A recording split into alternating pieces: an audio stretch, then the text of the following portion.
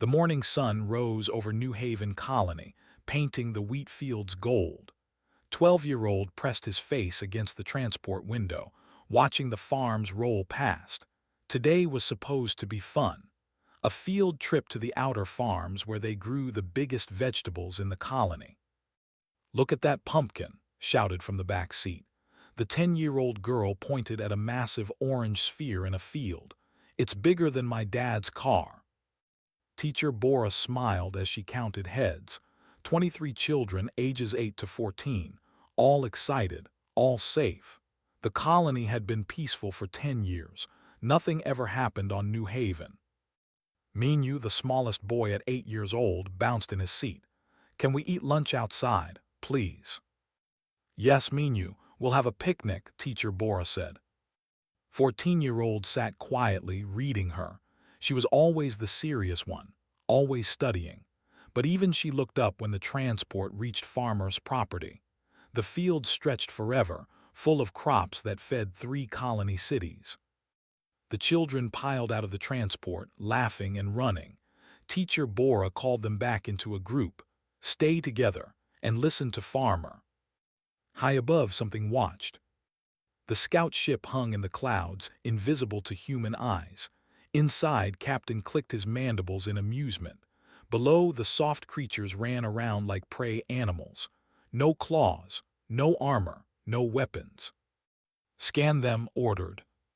His science officer tapped controls with 4 thin arms. "Confirmed, Class 7 sentience, weak bone structure, thin skin, slow movement speed." Had been trading in the outer sectors for 20 cycles. He knew easy prey when he saw it. Humans had only been in space for 200 of their years. They were new, inexperienced, soft.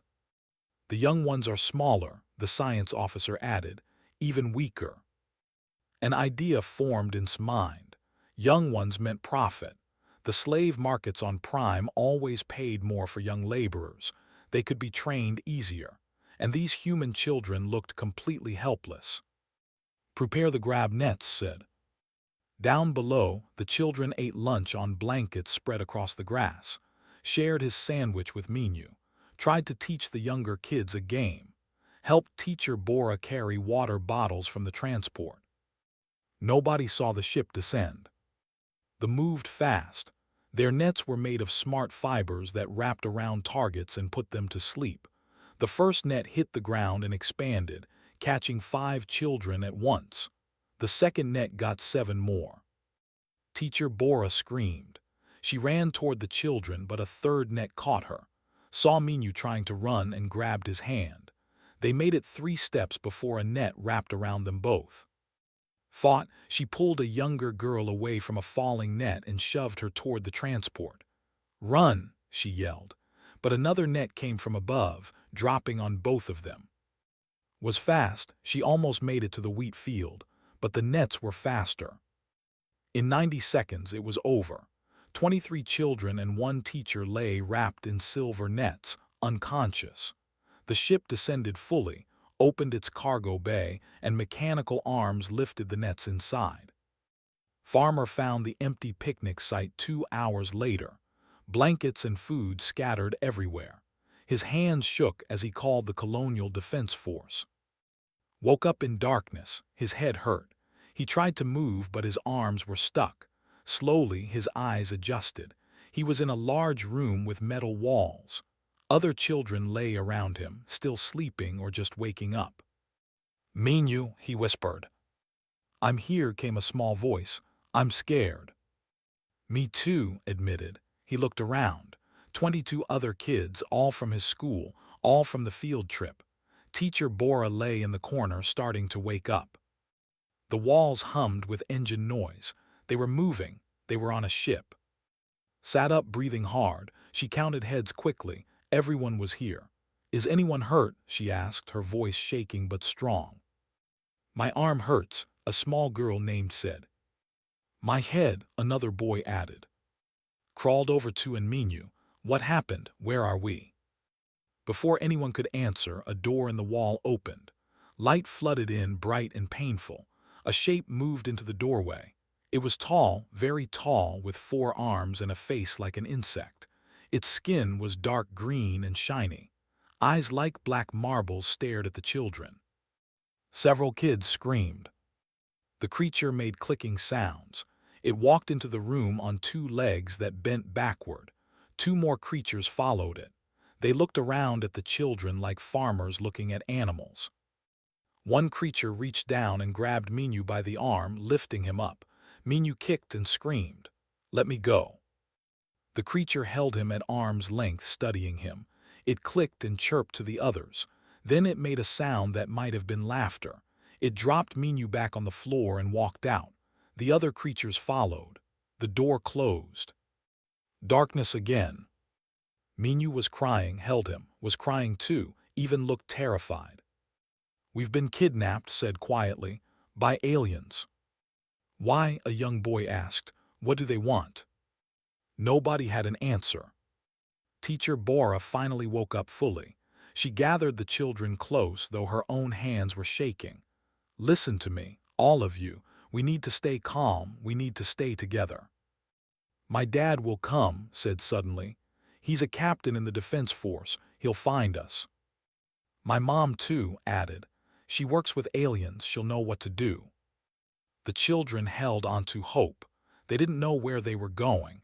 They didn't know why they had been taken, but they knew one thing. Their parents would come.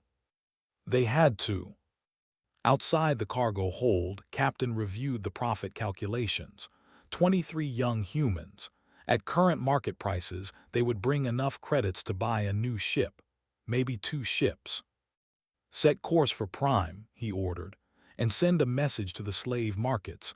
Tell them we have fresh stock." His crew clicked in approval. This was easy profit. The humans were new to space. They had no military to speak of. They would file a complaint with the Galactic Council, and the Council would do nothing. They never did. Captain had stolen from a dozen species before. It was just business. He had no idea what he had just started. Back in the cargo hold, pressed his ear against the cold metal wall. He could hear the engine vibrations. He could feel the ship moving faster, taking them farther from home. But he also noticed something else. A small panel near the floor, half hidden in shadow. It had symbols on it. Alien symbols, but underneath in smaller letters were numbers. Human numbers. Someone had been here before. Someone human. Memorize the panel's location. If they had been here, maybe they had left something useful. Maybe they had left a way out. He didn't share this discovery yet. Not until he knew more. But for the first time since waking up, felt something other than fear. He felt determination. The aliens thought they were weak. They thought they were helpless prey. They were about to learn how wrong they were. Captain Park was reviewing supply reports when the emergency alarm screamed through headquarters. He dropped his and ran to the command center. Officers rushed past him, faces tight with fear. "Report," barked as he entered. Commander Han looked up from her console. Her face was pale. "Sir, we have a situation at the outer farms." Farmer reported. He reported that the school field trip is missing. His blood went cold. "Missing? What do you mean missing?" "Gone, sir. 23 children and teacher Bora. The picnic site was abandoned, food still on the blankets, but no people." "My son," whispered, "was on that trip." Nodded slowly. "I know, sir, so was my niece." His hands clenched into fists. "Get me satellite footage. Now. I want every camera, every sensor, everything pointed at those farms for the last 6 hours." Technicians worked fast. Within minutes, footage played on the main screen. Everyone in the command center watched in horror as the ship appeared from the clouds, deployed nets, and snatched the children. "Aliens," someone whispered. Said voice hard. "I recognize the ship design. They're slavers. They operate in the outer sectors." His jaw tightened. "How long ago?" 4 hours, sir. The ship jumped to faster-than-light travel 30 minutes after the abduction. Track them. Sir, they have too much of a head start. Track them, roared. The room went silent. I don't care if they're on the other side of the galaxy. Find my son, find all those children. Within the hour, news spread across New Haven Colony. Parents flooded the Defense Force headquarters. Doctor's mother and the colony's lead pushed through the crowd to reach. Tell me you have a lead, she said. Her eyes were red from crying, but her voice was steel. We're tracking them, said. But we need your help. You know, alien species. What will they do with the children? His face went hard. The run slave market's on there. They'll take the kids there to sell them. She paused, fighting to keep her voice steady. They'll keep them alive. Healthy merchandise brings better prices. Then we have time, said. Time to organize a rescue. Activated the colony-wide emergency channel. This is Captain Park. We are mobilizing every available ship and every trained soldier. We are going after our children. I need volunteers for. Everyone interrupted. Everyone will volunteer. These are our children, every parent, every friend. Every person on this colony will help. She was right. Within 24 hours, New Haven Colony had assembled a fleet of 37 ships, cargo vessels retrofitted with weapons, personal yachts loaded with supplies, even old mining ships pulled from storage.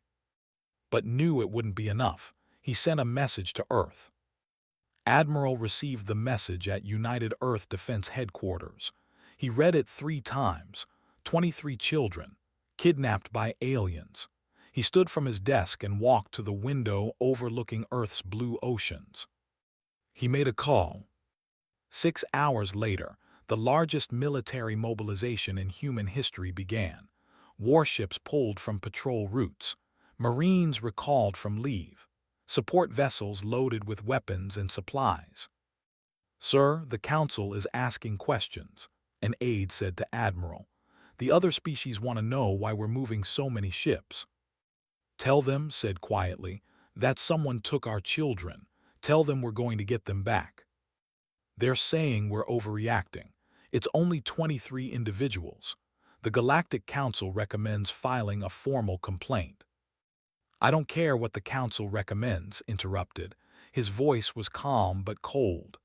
Those 23 individuals are children, human children, and we're bringing them home. Meanwhile, in the cargo hold of the ship, the children had been prisoners for 3 days. They had learned to sleep in shifts, to share the small amounts of food and water the aliens gave them, to comfort each other when the fear got too bad. Had organized them into groups. Older kids watched younger kids. Everyone had a job. It kept them busy. It kept them from losing hope. Had been studying that panel on the wall. When the aliens brought food, he pretended to be asleep and watched them. They used a device to unlock the door. The device had a screen that flashed symbols. He memorized the symbols. Made a discovery, too. One of the alien guards was different from the others. Smaller. Younger, maybe. It didn't laugh when Minu tried to fight back. It gave them extra water when the others weren't looking. I think it feels bad for us, whispered 2. Don't trust it, warned. It's still one of them. But paid attention to that guard. She learned its schedule, when it came on duty, how it walked differently from the others. Minu refused to stop fighting. Every time the door opened, he threw things.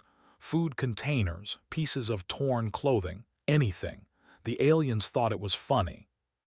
They think we're weak, Minu said, breathing hard after another attempt. They think we can't fight back. We are weak, a young girl said sadly. We're just kids. No, said suddenly. Everyone looked at him. We're human kids, that's different. He explained what he had noticed about the panel, about the symbols, about the device the guards used. Listened carefully. You think you can open the door? Maybe, but even if I can, where do we go? We're on their ship. Teacher Bora had been quiet for days, lost in worry, but now she spoke up. We don't try to escape yet, not until we know where we are, but we prepare, we watch, we learn, and when the time comes, we're ready. Back on New Haven, Captain stood on the bridge of the lead ship as the fleet prepared to launch. worked beside him, analyzing language and culture, coordinated with the Earth military forces that were jumping into the sector. "We have a trajectory," a technician reported. "The ship is headed for their home system. Travel time at their speed, 11 days. "How fast can we get there?" asked. "If we push the engines, 9 days. But sir, we'll be exhausted when we arrive. The crew will need rest." His eyes were cold. "We don't rest until we have our children back. Push the engines." As the fleet launched, every news channel in human space carried the story. Children kidnapped by aliens, parents organizing a rescue, the military mobilizing. Other species watched with confusion. Humans had always been peaceful, cooperative. They filed paperwork, they followed protocols, they negotiated. But now, human ships were moving through space like sharks, ignoring all traffic patterns, demanding other vessels get out of their way. They received their first communication from humans on day 5. It was simple. "Return our children. This is your only warning." Captain deleted the message. Humans were Class 7. They had no real military. They were bluffing. He sent a reply. "The cargo has been claimed according to galactic salvage laws. No compensation will be offered." The human response came 6 hours later. This time it was from Admiral himself. "We are not negotiating. We are not filing complaints. You have taken our children. Return them now or face the consequences." Showed the message to his crew. They all clicked in amusement. What consequences? Humans had been in space for only 200 years. They had no warrior culture, no battle history. "Ignore them," said. "We'll be at Prime in 4 days. Once we sell the cargo, the humans can't do anything." But that night, the science officer came to him with a report. "Captain, there's a human fleet following us. At least 30 ships." 30, clicked his mandibles. "That's their entire colonial force. They're really coming. Should we be worried?" Thought about it, 30 ships against all of Prime's defenses. It was suicide. "Let them come," he said. "The home fleet will destroy them. It will teach the humans not to challenge their betters." He had no idea that behind those 30 colonial ships, Earth had sent 200 warships. And behind those, every human in space was watching, waiting, ready to help. In the cargo hold, finally managed to trace the panel wiring to a junction point. If he could access it, he might be able to open doors, maybe even send a signal. "How much longer?" asked. 2 days, said. "Maybe 3, I need to be careful." "We have 2 days until we reach their planet," Teacher Bora said quietly. "We need to do something before then." Approached the younger guard when it brought food that evening. She made eye contact, smiled. The guard hesitated, then tilted its head. "Thank you," said softly, pointing at the extra water. The guard made a soft clicking sound and left quickly. "That one is different," said. "I think it might help us. Or it might tell the others what we're planning," warned. But they were running out of time. In 2 days they would reach the. Once they were sold and separated, rescue would be almost impossible. They had to act. And far behind them, racing through space, their parents were coming. Stood at his console, watching the distance marker count down. 800 million kilometers, 700 million. "Faster," he whispered, "go faster." Beside him, prayed to gods she didn't believe in. Their children needed them. And nothing in the galaxy was going to stop them. The ship dropped out of faster-than-light travel near a massive space station, pressed his face against a small crack in the cargo hold wall and saw it. The station was enormous, made of dark metal that curved in strange shapes. Hundreds of ships docked at its ports. "We're here," he whispered. The children gathered around him trying to see, counted them again. A habit now, 23, all still together, all still alive. The ship shuddered as it docked. Heavy footsteps approached the cargo hold door. It opened, flooding the room with harsh white light. 6 guards entered along with one new alien. This one was taller, with golden bands around its arms. Merchandise inspection, a mechanical voice said. The new alien had a translator device. The guards separated the children into groups. They checked teeth, looked at hands and feet, measured height. The children submitted quietly, but Minu's fists were clenched, could see him shaking with anger. Good quality, the tall alien said.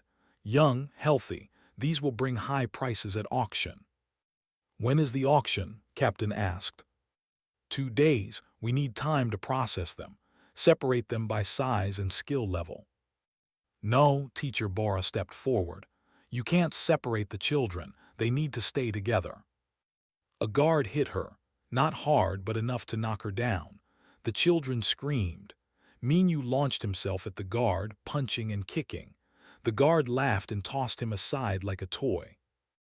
This one has spirit, the tall alien observed. The fighting pits will pay well for him.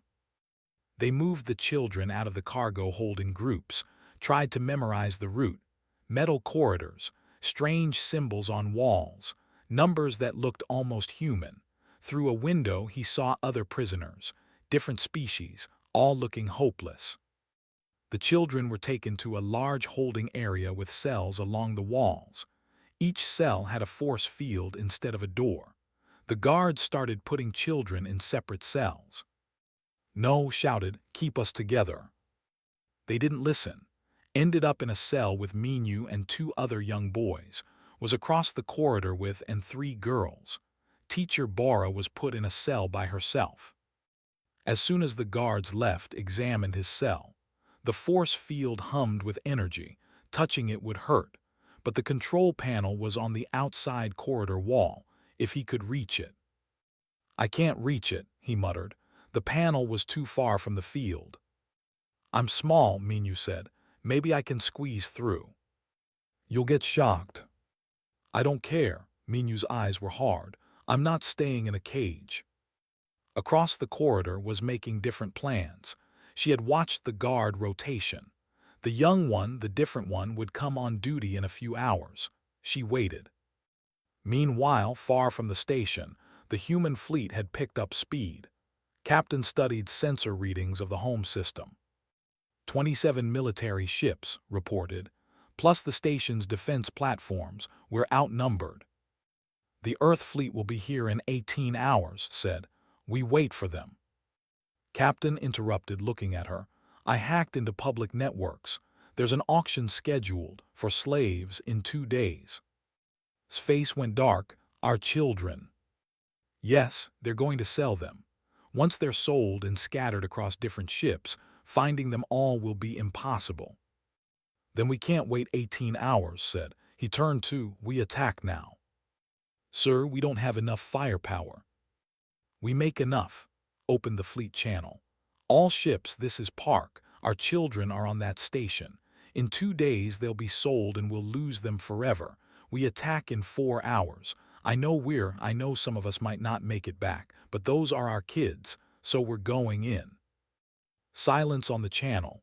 Then one by one every ship captain confirmed. Not because of orders, because they were parents, aunts, uncles, friends. They detected the approaching human ships and sent a warning. Unidentified vessels, you are entering space without authorization. Turn back or be destroyed. His response was simple. We're here for our children. Get out of our way.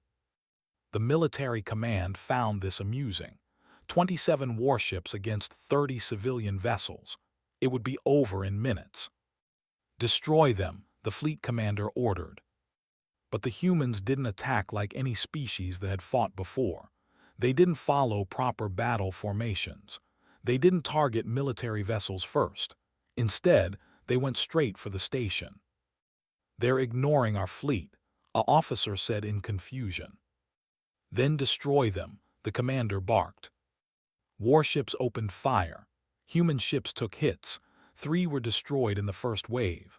But the rest kept coming, shields overloading, weapons firing wildly. They're not trying to win, the commander realized. They're trying to reach the station. Back on the station, alarms blared.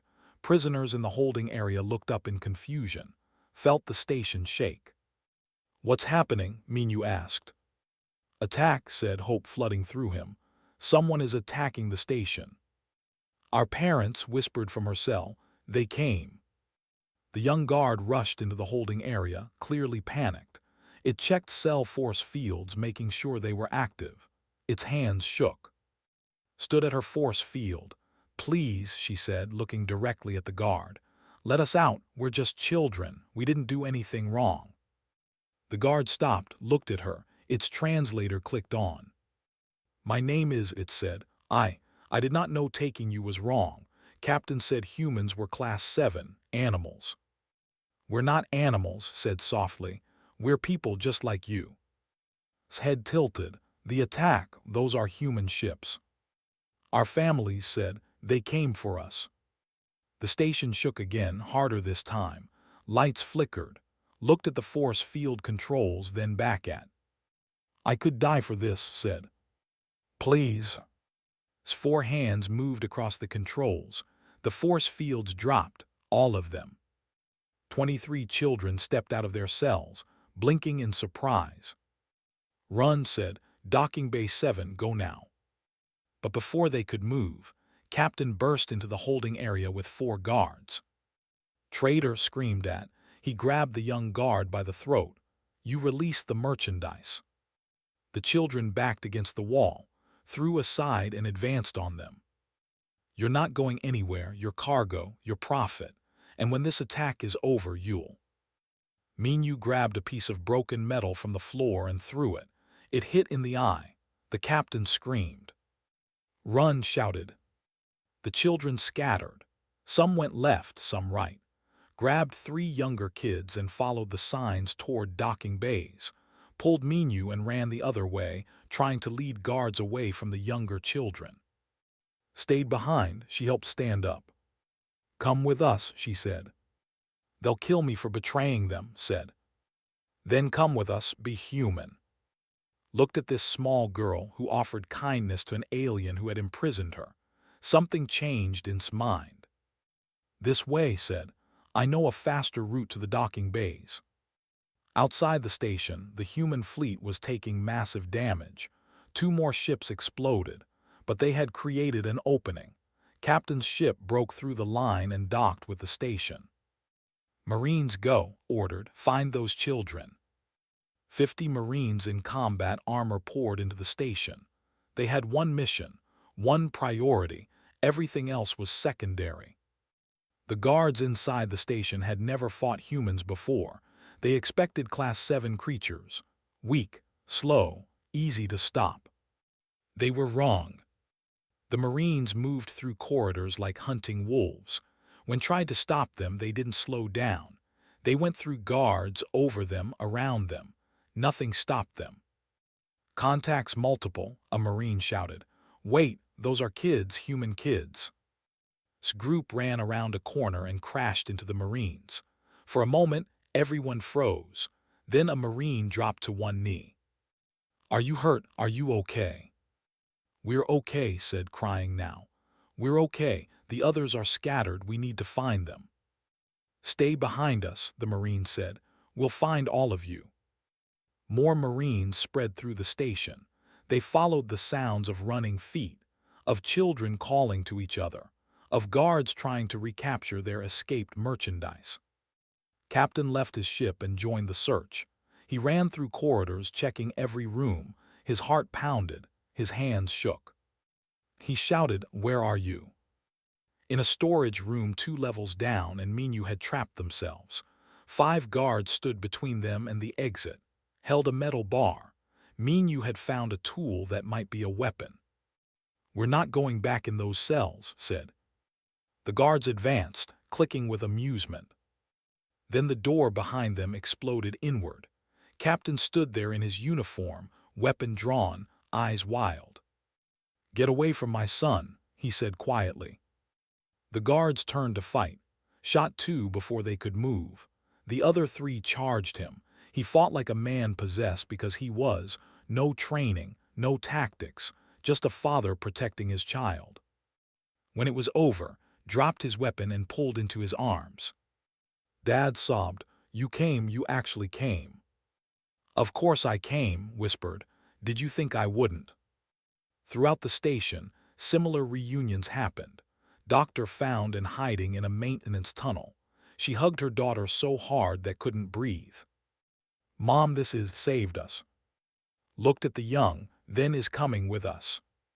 Teacher Bora was found by, who hugged her and apologized for the delay. One by one, all 23 children were recovered, all alive, some scared, some hurt, but all alive. The military was in chaos. The humans had broken every rule of civilized warfare. They hadn't tried to win the battle. They had simply smashed through to the station and taken what they came for. "Request reinforcements," the fleet commander ordered. But then the Earth military fleet arrived. 200 warships dropped out of faster-than-light travel and surrounded the forces. Admiral's voice boomed across all channels. "This is Admiral of the United Earth Defense Force. You took our children. That was your first mistake. Your second was thinking we wouldn't come for them. Stand down your vessels immediately." The commander looked at his 27 ships, then at the 200 human warships. The math was simple. He surrendered. The station's main corridor was chaos. Guards scrambled to establish defensive positions. Alarms screamed. Emergency lights flashed red. And through it all, human Marines pushed deeper into the structure, hunting for any children who might still be hidden or trapped. Captain held close with one arm while keeping his weapon ready with the other. Minu stayed right behind them, still clutching his makeshift weapon. They moved toward the docking bay where other rescued children were gathering. "How many do we have?" asked into his comm. 17, a Marine reported, still searching for 6 more. 17. That meant 6 children were still somewhere in this massive station. Chest tightened. They weren't leaving without everyone. Across the station, led her group of rescued kids and 2 Marines through a maintenance passage. She had memorized the route while imprisoned, studying every corridor during food deliveries. Now that knowledge saved lives. "This way leads to the main docking bay," she told the Marines. "But there's a shorter route through the waste processing area." The older Marine looked at her with respect. "You've got good tactical sense, kid." "I read a lot," said simply. They emerged into the waste processing area just as 3 guards discovered them. The Marines moved to fight, but had another idea. "The processing controls," she shouted, pointing at a panel, "hit the emergency flush." One Marine understood immediately. He shot the panel. The entire area filled with spraying water and air pressure alarms. The guards were knocked off their feet by the sudden flood, and her group ran past them, splashing through the water. "Definitely reads a lot," the Marine muttered, impressed. Meanwhile, Doctor was having a different kind of rescue. She had found, but now faced a problem. Refused to leave. "I betrayed my people," said in halting translated words. "They will execute me, but you should go, save the others." Grabs lower arm. "You helped us because it was right. That makes you brave. Come with us, please." Studied the young alien, had risked everything to free the children. That took courage, and right now looked terrified. "You're coming with us," decided. "I won't leave someone who saved my daughter." "Your people will not want me," protested. "Then they'll learn to want you," said firmly. She took his other arm. "Now move, that's an order from a mother." The 3 of them ran toward the docking bay. Behind them, station security was trying to reorganize. Captain was screaming orders, his injured eye leaking blue blood. "Seal the docking bays. Don't let them escape with the merchandise." But his crew was panicking. The humans weren't fighting like civilized species. They were fighting like predators. Worse, they were fighting like parents, and that made them absolutely terrifying. A security officer tried to seal the main docking bay doors. A human Marine shot the controls before he could. The officer turned to fight. The Marine didn't even slow down, just ran past him toward a group of children huddled near a cargo container. "I've got 4 more," the Marine called into comm, "bringing them to extraction point now." Commander coordinated from ship, watching feeds from Marine helmet cameras. 21 accounted for, she reported. Still missing 2, teacher Bora and 1 student. Felt ice in his stomach. Who's missing? Checking, student name is 9 years old. A 9-year-old boy still lost in the station. Switched to command channel. All units, we have 2 civilians still unaccounted for. Teacher Bora and a young boy named. Expand search pattern. Teacher Bora was trying to find herself. During the escape, he had panicked and run the wrong way. She had followed him, but they had gotten separated in the confusion.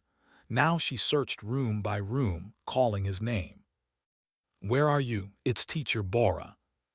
A small voice answered, "Here, I'm here." She found him wedged behind a storage locker, crying. She pulled him out and hugged him. "It's okay, we're going home." "I got scared," sobbed. "I ran the wrong way." "It's okay," Bora repeated. She picked him up, even though he was heavy, and started toward the sounds of fighting. If she followed the noise, she would find the Marines. Find rescue. But Captain found them first. He stepped into the corridor, blocking their path.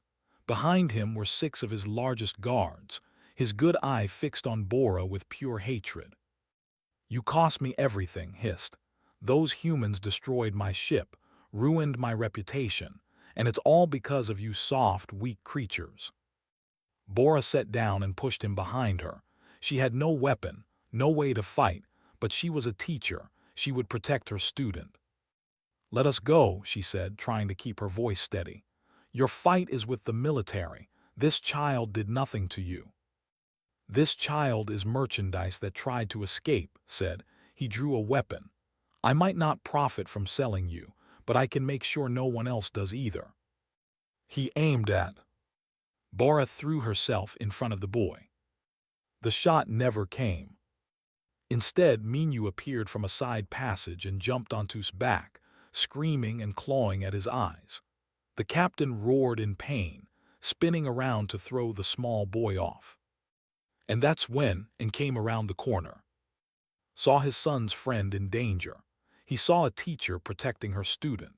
He saw an alien pointing a weapon at a 9-year-old child. Something primal activated in his brain.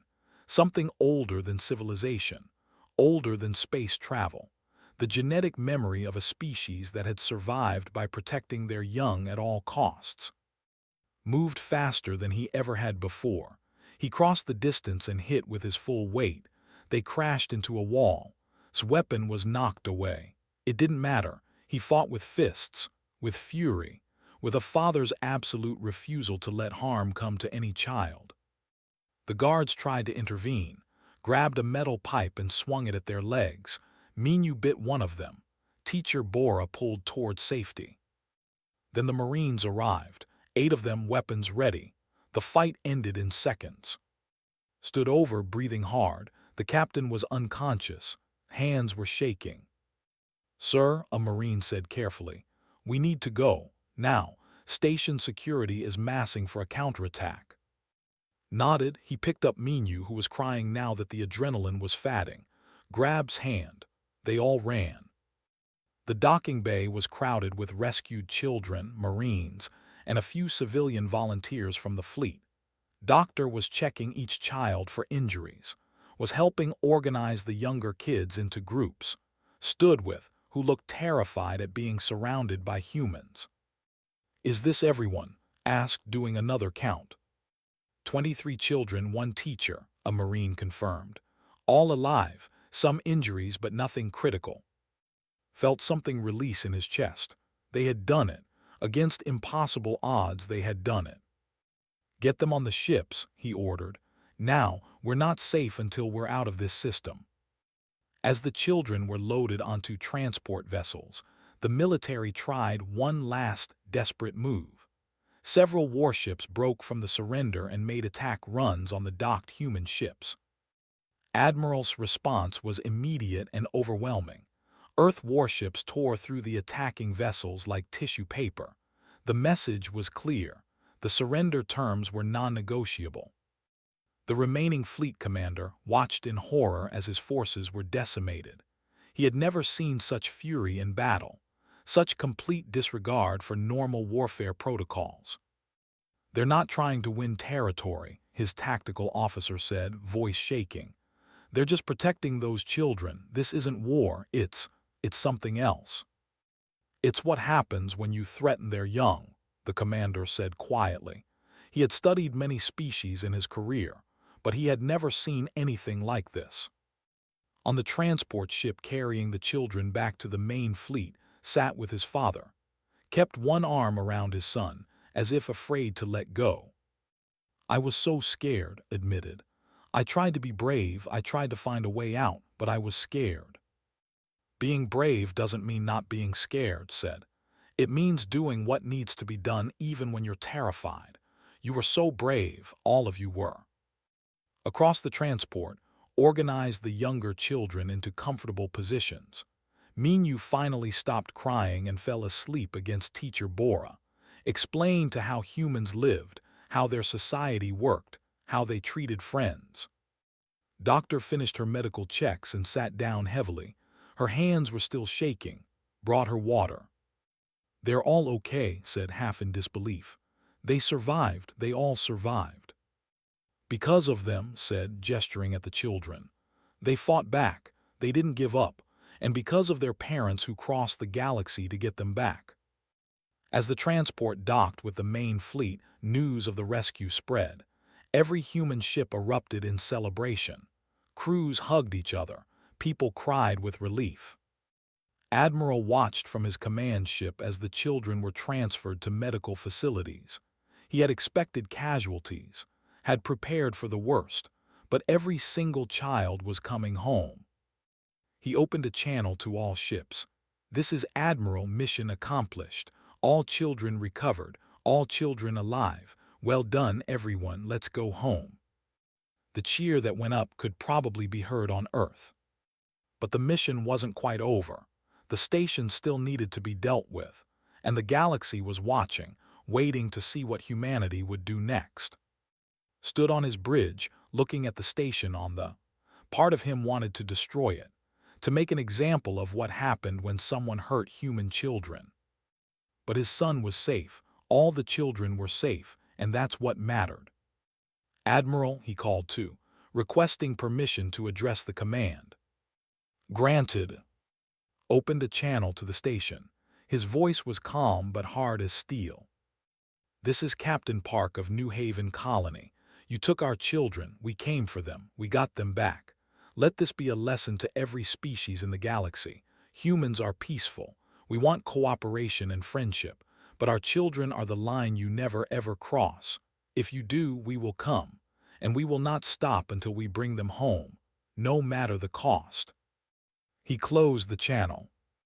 The who heard that message would never forget it. Neither would the dozens of other species monitoring the situation. Humanity had shown a new face, not the diplomatic, patient species everyone knew, but the face of parents who would burn down the galaxy to protect their young. And that changed everything. 6 months had passed since the rescue. The Galactic Council chamber on Unity Station was packed with representatives from 200 species. It was the largest emergency session in the Council's 1,000-year history. At the center of it all stood 3 humans and 1 young. Adjusted her formal clothes nervously. She had never spoken in front of so many beings before. Next to her looked calm, but she could see his hands shaking slightly. Stood on her other side with just behind them. "The Council recognizes the human witnesses," the Council speaker announced. The speaker was a tall being made of what looked like living crystal. Its voice echoed through the chamber.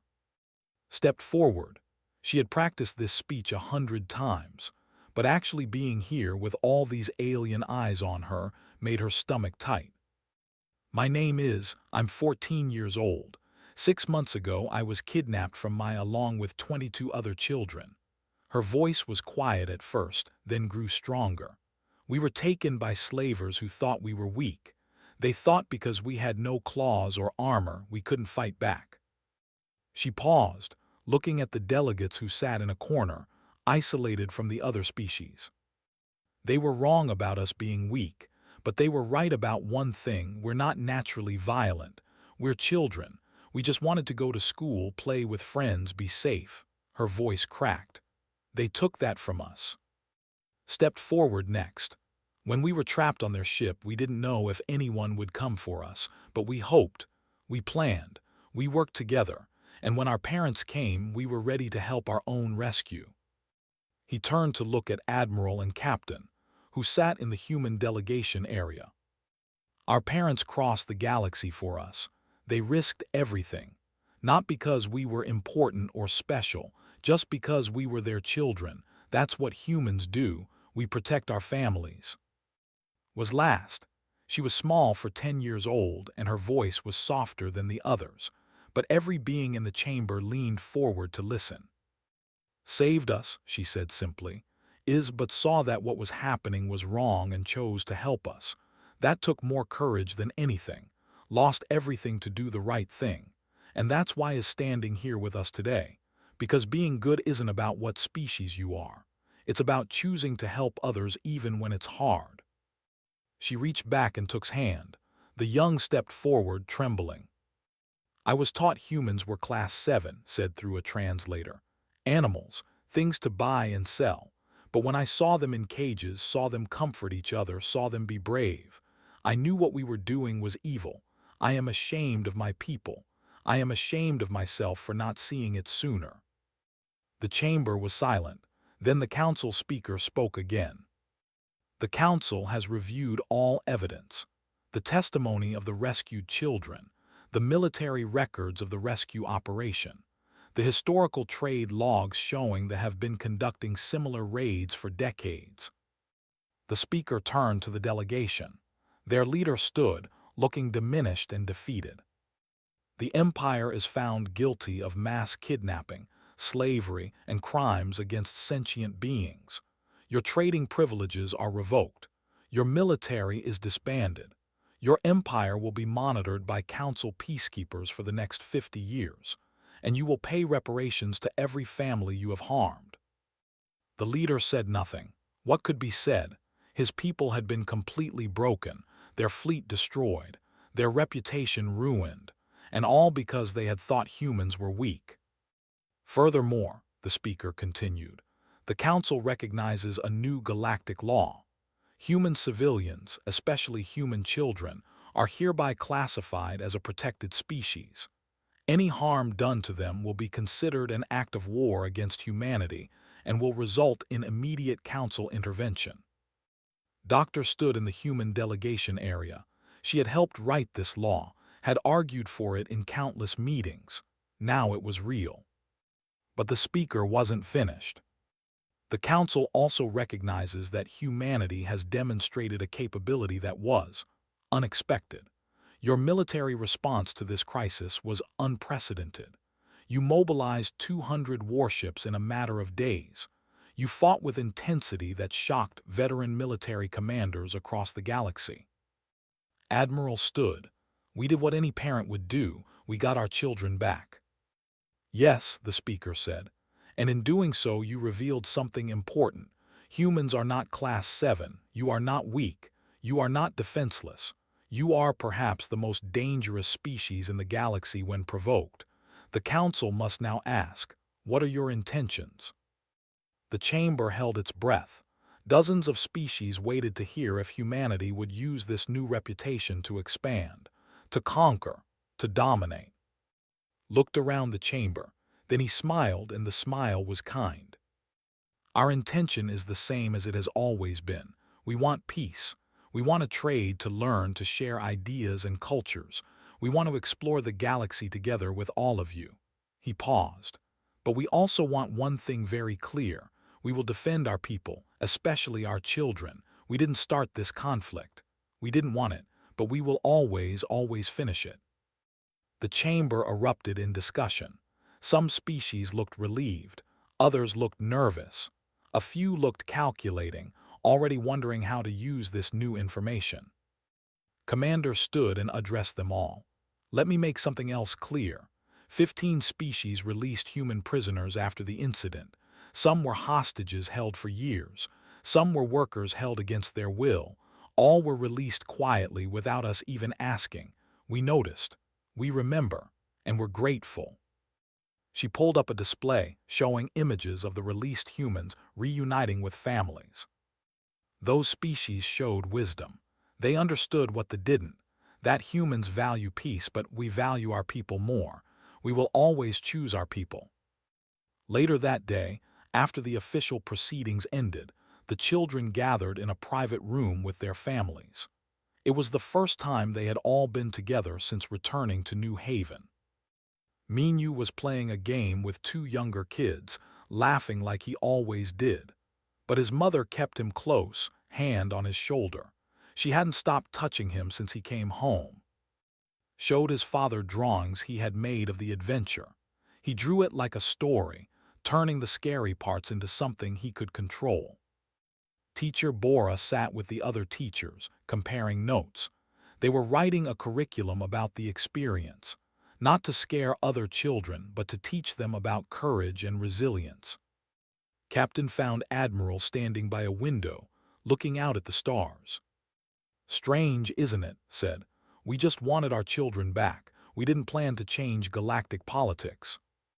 But we did, said. The whole galaxy sees us differently now. Are you okay with that? Thought about it. He remembered the terror of thinking he might never see again, the fury that drove him across the galaxy, the relief of holding his son safe. Yes, he said finally. If it means our children are safer, then yes, I'd do it all again. Nodded. Every species thinks they understand humans. They think we're soft because we negotiate, patient because we don't start wars, weak because we prefer peace. He smiled slightly. They learned the truth. Peaceful doesn't mean harmless, and patience has limits. Across the room, and sat together with. They had become close friends during the recovery period. Trauma bonded people in strange ways. Do you think things will really change? Asked. They already have, said. Look at the news. 3 major trade federations specifically added protections for human civilians in their treaties. 2 species that never talked to us before are asking for diplomatic relationships. They're scared of us now, said quietly. No, corrected. They respect you. There is difference. Fear makes enemies, respect makes careful friends. Had been granted asylum on Earth. The young was learning human languages and customs. In return, taught humans about biology and culture. It helped both species understand each other better. Do you miss your home? Asked. Thought about it. I miss what I thought it was, but now I know the truth. My people were built on cruelty, on taking others and selling them. That is not home I want. Looked at the human children. Here I learned different way. Harder way maybe, but better way. The children sat in comfortable silence for a while. Then Minyu ran over, dragging with him. They're serving cake, Minyu announced. Real Earth chocolate cake. The mood shifted immediately. The children rushed to the tables where parents had set up a celebration. Not a celebration of war or victory, a celebration of being together, of being safe, of being home. Doctor cut the cake while other parents poured juice. Someone started music. The younger children danced. The adults watched them with fierce protectiveness in their eyes. This was what they had fought for. Not territory, not resources, not power, just this. Children laughing, families whole, everyone safe. In the weeks that followed, the effects rippled across the galaxy. Species that had been operating slave markets quietly shut them down. Pirates who targeted civilian ships changed their tactics. Border conflicts that might have turned hot suddenly found peaceful solutions. Because everyone had seen what happened when humans were pushed too far. New Haven Colony returned to its peaceful routine. Children went back to school, farms produced their crops, life continued, but with differences. Captain was promoted to Sector Defense Commander. His job was to ensure that what happened to his son never happened to any human child again. He took the job seriously. A new fleet called the Guardian Force was created. Its only mission was protecting civilian ships and settlements. Every ship was staffed by parents, people who understood what was at stake. The children went back to normal life too, mostly. Started a program teaching other kids self-defense and survival skills. Not because she expected danger, but because being prepared helped her feel safe. Developed an interest in computer systems. His ability to hack alien technology during the crisis had revealed a talent. Now he studied it properly, with encouragement from intelligence officers who saw his potential. Minyu joined every sports team available. He needed to move to fight in safe ways. His parents understood and supported him. Spent time with every day, helping the young alien adapt to human society. She also started a club at school for cross-species friendship. Other children joined, eager to learn about aliens in positive ways. Teacher Bora wrote a book about the experience. It became required reading in schools across human space, not as a war story, but as a story about courage, cooperation, and never giving up hope. 1 year after the incident, the Galactic Council held a memorial service. It honored all beings who had been victims of slavery. The children were invited to attend. They stood on the memorial platform as the speaker read names. Thousands of names. Beings from hundreds of species who had been taken, sold, and lost. "We remember them," the speaker said, "and we commit to ensuring this never happens again." The incident was a turning point, not because of the military action, but because it reminded us all that every being, regardless of species or age, deserves freedom and dignity. Stepped forward to place a memorial flower. It was a human tradition, but other species had adopted it. She placed it carefully and spoke. "This is for everyone who didn't get rescued, everyone who didn't have parents who could come for them. We remember you, and we promise to fight for others the way our families fought for us."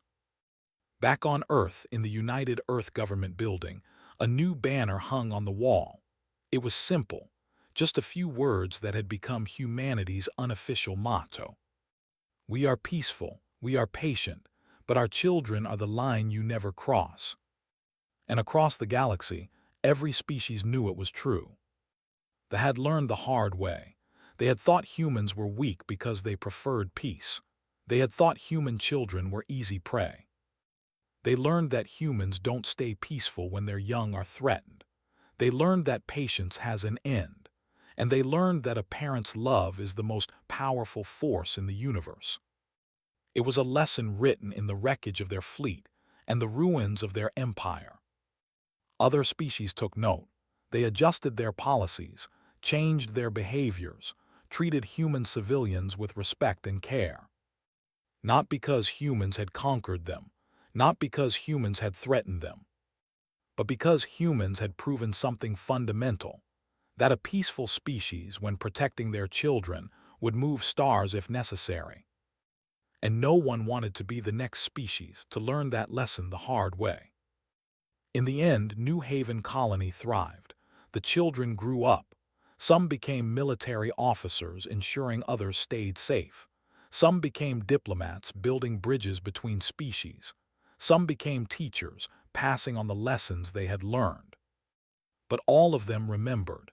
They remembered being scared, being brave, being rescued by parents who loved them enough to cross the galaxy. And when they had children of their own, they told them the story, not to scare them, but to teach them something important. That love is stronger than fear, that families protect each other, that peaceful people can still be fierce when they need to be, and that humanity's greatest strength was never its technology or military might. It was, and always would be, the unbreakable bond between parent and child. That was the lesson the galaxy learned.